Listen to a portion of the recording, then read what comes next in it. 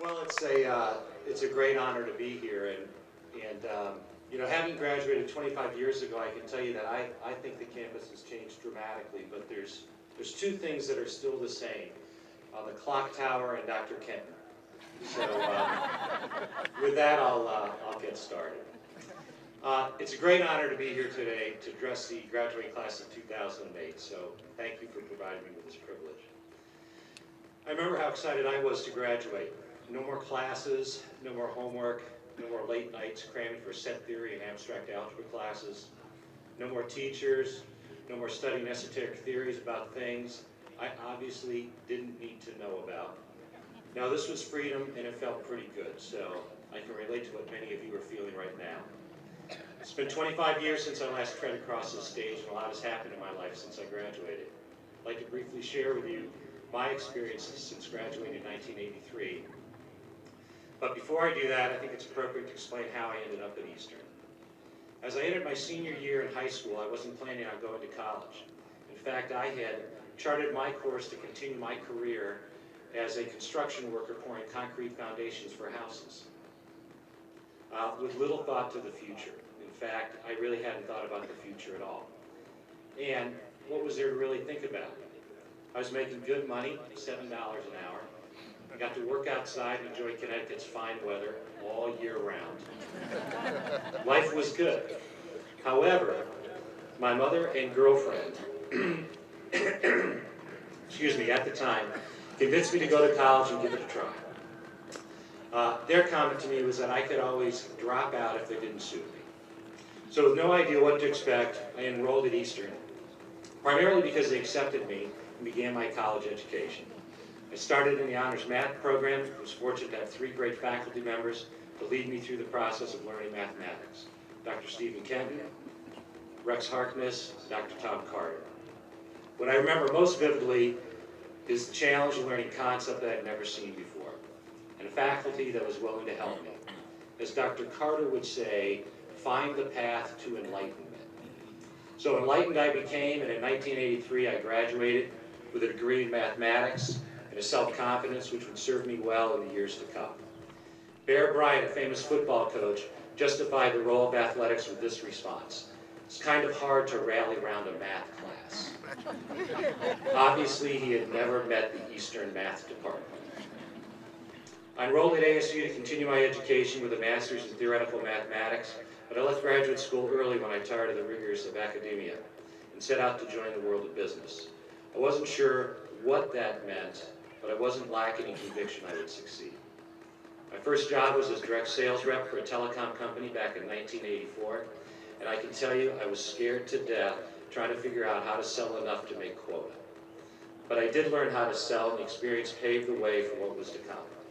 Over the next 25 years, I've had the opportunity to learn many things, such as how to construct electronic order processing systems which handle millions of transactions per month, compensation practices and their impact on individuals' actions, motivation, and retention, the design, development, and marketing of telecom services, which today generate billions of dollars in revenue and are the industry standards around the globe, how to prepare for interviews on national television. And I'll point out my mother called me after that and mentioned I needed a haircut. How to manage people and get the most out of them. I've had to master multiple languages such as French and Spanish and British. I've learned words like jambon, cerveza, and I'll have another pint.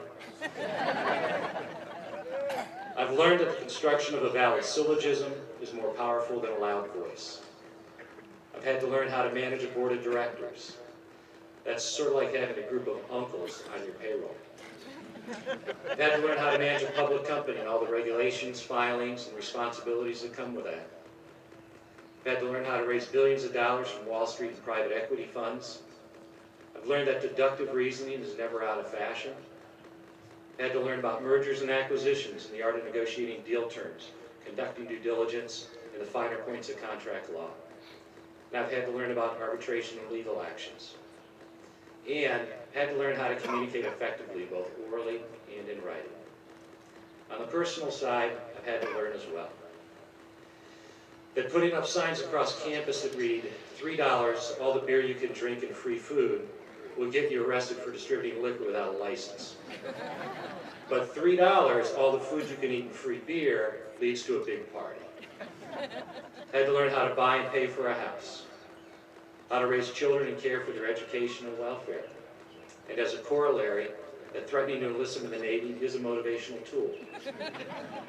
Had to learn how to care for and nurture a relationship with a spouse. I'm still working on this one, as I recently received a needs improvement note from my wife. And most importantly, how to deal with the loss of my mother to cancer. Thank goodness I wasn't in school anymore and had to learn new principles, or stay up late working on projects with tight deadlines, or work on weekends to face the final examination by my professors. Oh no. Instead, I had inadvertently signed up for the review of my ideas by a group of upper management, investors, board members, regulators, and my wife. So here's the nugget of truth, the one thing I've really learned.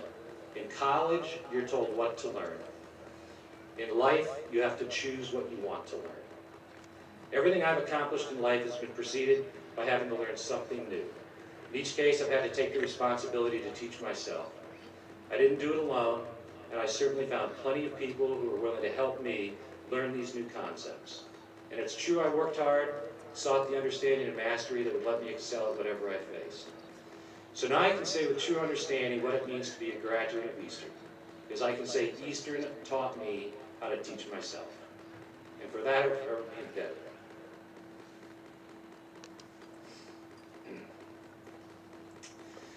Today, I have the good fortune to be able to employ a group of interns in our offices in Colorado for the summer.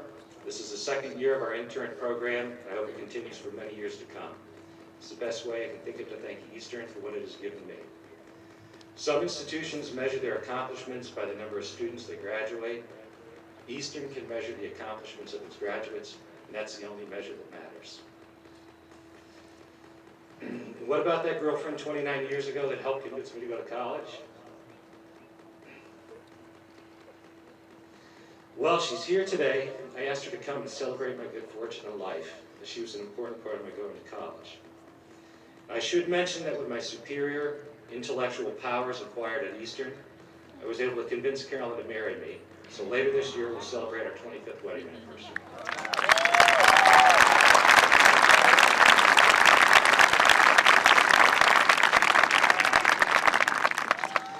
25 years of learning, loving, and exploring with a true partner. Don't shy away from what you don't know. Embrace it. Remember, you can learn anything you want to. You can do anything you choose. Everyone has the will to win. The question is, do you have the will to practice? So to the class of 2008, I say congratulations, you've earned this day. To Dr. Stephen Kenton, Dr. Rex Harkness, Dr. Tom Carter, the rest of the Eastern faculty and staff, thank you for what you've given me. Good day.